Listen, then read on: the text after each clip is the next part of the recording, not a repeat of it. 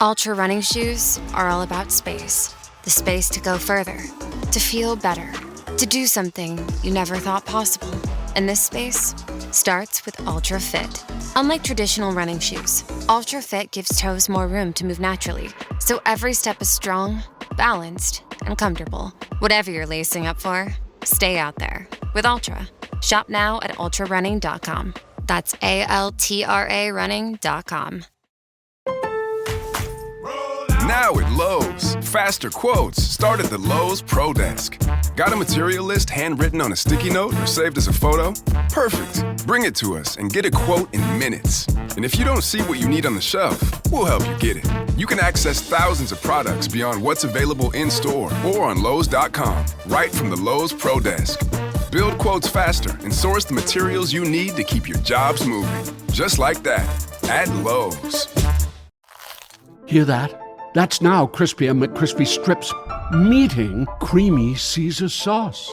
Sounds extra crispy. Caesar sauce at McDonald's for a limited time. Ba-da-ba-ba-ba.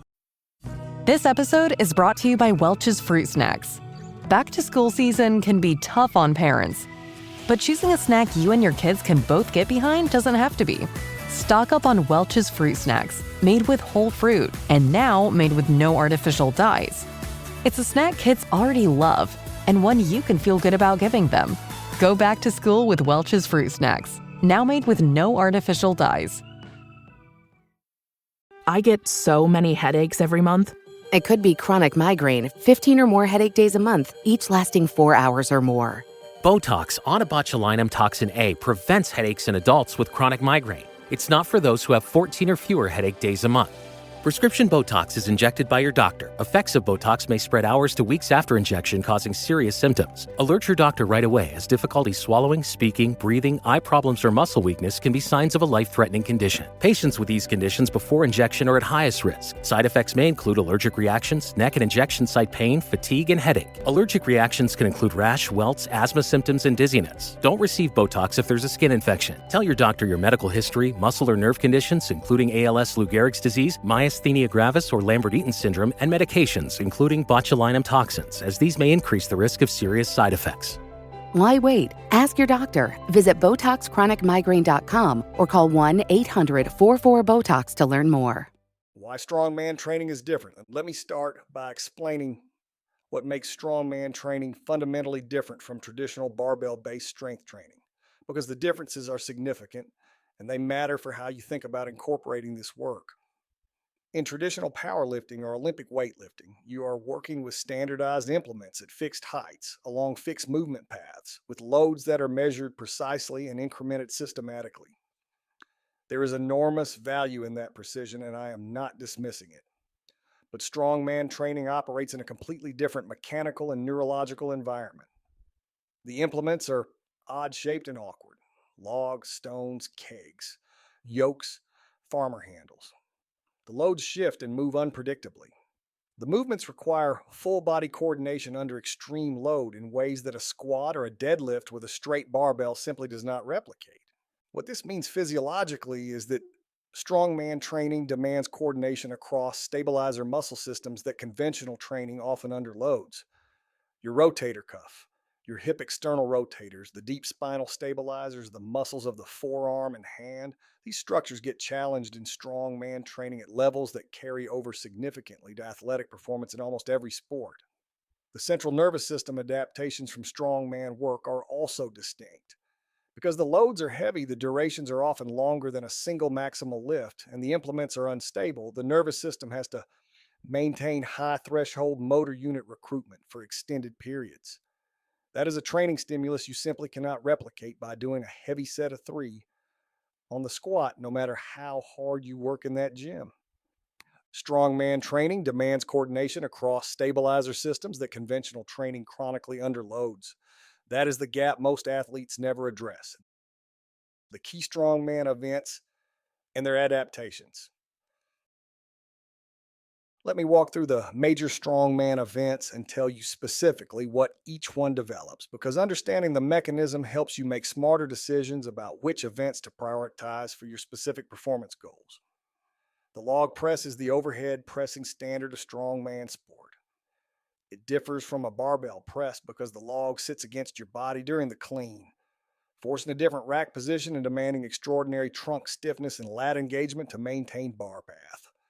The stimulus to the upper back, shoulders, and triceps under these conditions is substantially different from barbell pressing, and the transfer to general overhead strength and shoulder stability is remarkable. The yoke walk is one of my personal favorites for what it develops neurologically. You are walking with a loaded apparatus across your upper back and traps that can be many times your body weight, requiring you to maintain trunk stiffness, hip extension, and forward lean under conditions of extreme loading while moving. The demand on the nervous system to maintain coordinated movement under that kind of load is unlike anything else I've encountered in training. The farmer carry develops grip, traps, spinal erectors, and the ability to maintain structural integrity under asymmetric loading stress over extended distances. The Atlas Stone is the truest full body power expression in all of strength sport. The combination of hip hinge, hip extension, trunk flexion, and explosive pull required to load an Atlas Stone onto a platform is an athletic movement that rivals the power clean in its complexity and exceeds it in its raw loading potential. Log press. Upper back, shoulder stability, trunk stiffness, and total overhead strength develops pressing power in a more athletically demanding environment than the barbell. Yoke walk. Central nervous system conditioning under maximum loading, hip extension, trunk stability, and the ability to maintain movement coordination under extreme stress. Farmer carry. Grip strength, trap and erector development, and structural integrity under asymmetric loading. Builds the foundation of full body tension management. Atlas Stone. The most complete full body power expression in strength sport. Develops explosive hip extension, pulling strength, and total athletic coordination under maximum load. Central nervous system adaptation through strongman training. I want to spend some focused time on the central nervous system because this is where I think strongman training delivers adaptations that are genuinely unique and genuinely underappreciated in the performance community. The central nervous system governs strength expression. Every pound you lift, every sprint you run, every jump you take is initiated and regulated by the nervous system. Most training programs think about progressive overload in terms of weight added to the bar, but the nervous system adapts through intensity, variety of stimuli, and duration of high threshold activation. And strongman training is extraordinarily effective on all three dimensions. When you do a heavy yoke walk for 20 meters, your nervous system is not just contracting muscles, it is managing a moving, shifting load across multiple joints simultaneously while your body's in motion. The duration of that high threshold activation is far longer than a conventional 3-second deadlift. When you pick up and load an Atlas Stone, the explosive hip drive required calls on a maximal rate of force development that rivals Olympic lifting, but without the precise technical constraints of those movements, meaning the stimulus is applied across a broader range of motor patterns. Over time, athletes who train with strongman events develop what I would describe as broader neurological bandwidth, the ability to express force across a wider range of positions, loads, and movement patterns with less degradation in quality. That is an athletic quality that transfers to every sport in every training context. Strongman training builds broader neurological bandwidth, the ability to express force across more positions, loads, and movement patterns. That quality transfers everywhere. Substitutes and accessory work for athletes without strongman equipment. Here's the honest reality. Most of you listening to this are not training at a facility that has Atlas Stones, yokes, logs, and farmer handles. That is completely fine, and it is not a reason to dismiss strongman training principles. The physiological adaptations that make strongman training so effective can be partially replicated with equipment that is available in almost every gym. Let me give you the translation guide. For the yoke walk, use a barbell on your back and walk. Load it heavy, heavier than you would squat, and walk for distance or time. You lose some of the instability of the yoke, but you maintain the high loading ambulatory trunk conditioning that makes the event valuable. For farmer carries, kettlebells or dumbbells held at your sides and walked for distance replicate most of the grip, trap, and erector stimulus of actual farmer handles. For the log press, use a thick-handled barbell if available, or simply train the overhead press with a barbell from a front rack position rather than a standard press grip. The change in body mechanics is meaningful. For Atlas stones, the sandbag is your best substitute. A heavy sandbag mimics the unwieldy, shifting nature of stone loading better than any other conventional piece of equipment. And loading a heavy sandbag onto a platform of appropriate height delivers a very similar movement and power demand.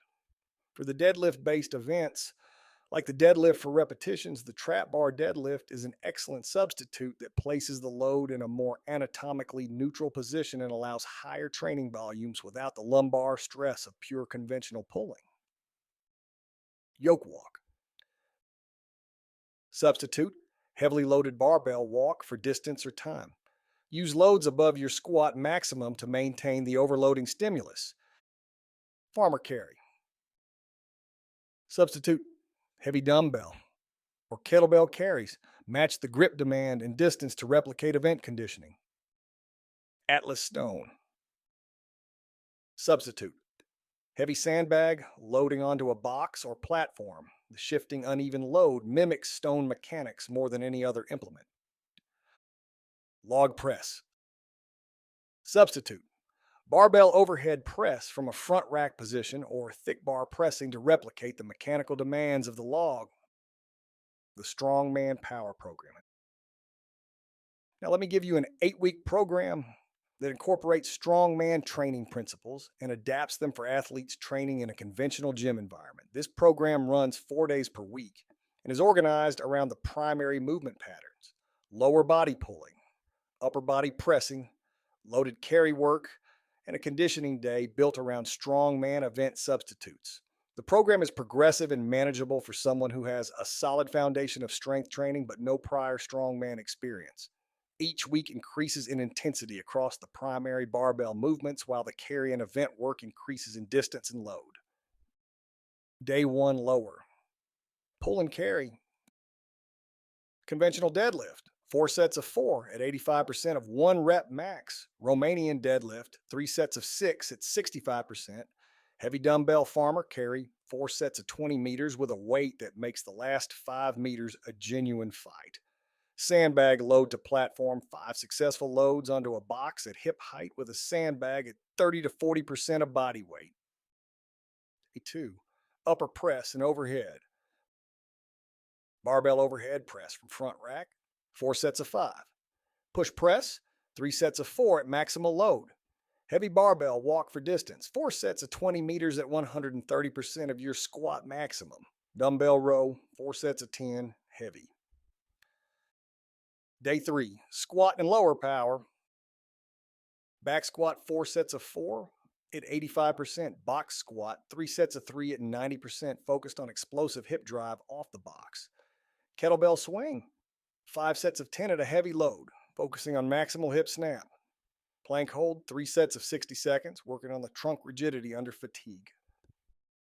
Day 4 event conditioning. Circuit of 4, strongman substitute events. Dumbbell farmer, carry for distance, sandbag clean, and press for reps, barbell walk for distance, and tire flip or heavy sled push if available. Each event performed for 45 seconds with 60 seconds rest between events. Complete 4 full circuits. This day is designed to build the sustained central nervous system conditioning that makes strongman athletes so athletically formidable. Programming strongman work around your main training. One of the questions I get most often when I start introducing strongman work to athletes from other strength disciplines is how to fit it into an existing program without blowing up recovery or degrading performance in their primary sport or competition lifts. The answer depends heavily on where you are in your training cycle and what your primary performance goal is. If you are a powerlifter, in an off-season phase, I recommend replacing 1 dedicated accessory day per week with an event conditioning session using the day 4 protocol I just described.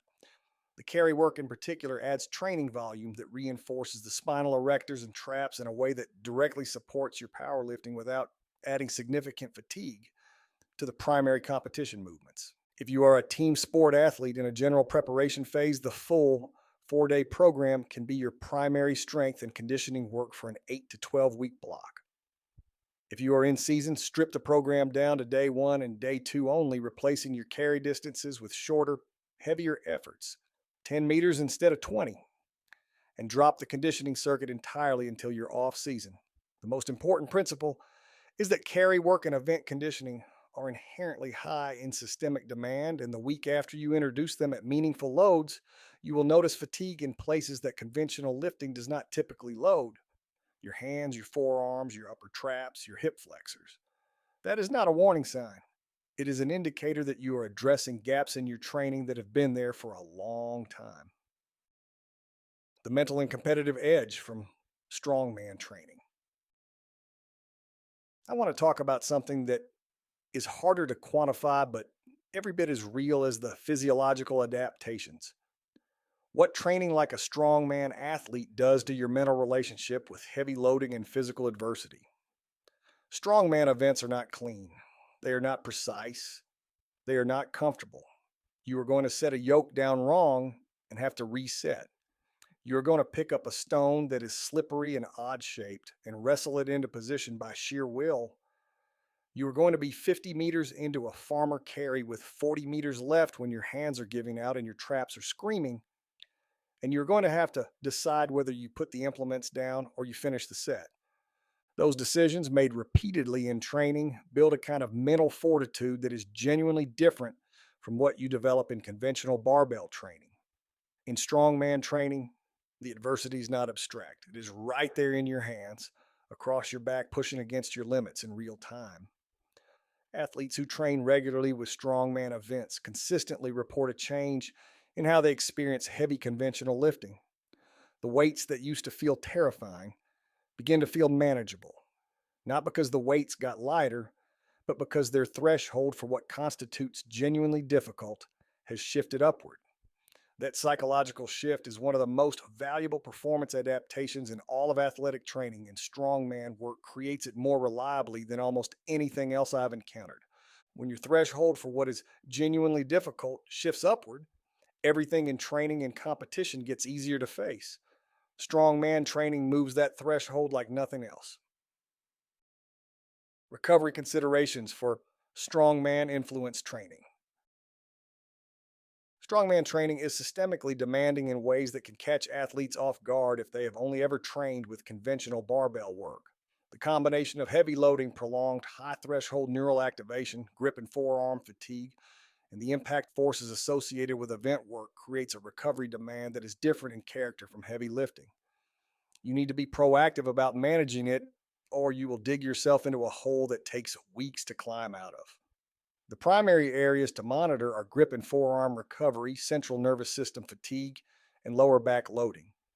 For grip recovery, I recommend contrast water therapy, or alternating hot and cold water immersion on the hands and forearms after every event training session. It sounds old-fashioned, but the research on blood flow promotion and inflammation reduction in peripheral tissues is solid. For central nervous system recovery, sleep is non-negotiable. 8 hours minimum on event training days. If you are undersleeping, the high threshold neural demand of strongman work will exhaust your nervous system faster than you can recover from it. For lower back loading, keep an eye on your carry mechanics. If your form is breaking down, if your lower back is rounding, if you are leaning excessively forward, reduce the load before you increase the distance. The spinal erectors and the quadratus lumborum are taking significant loads during carry work, and they need to be managed the same way you manage loading on any other primary muscle group.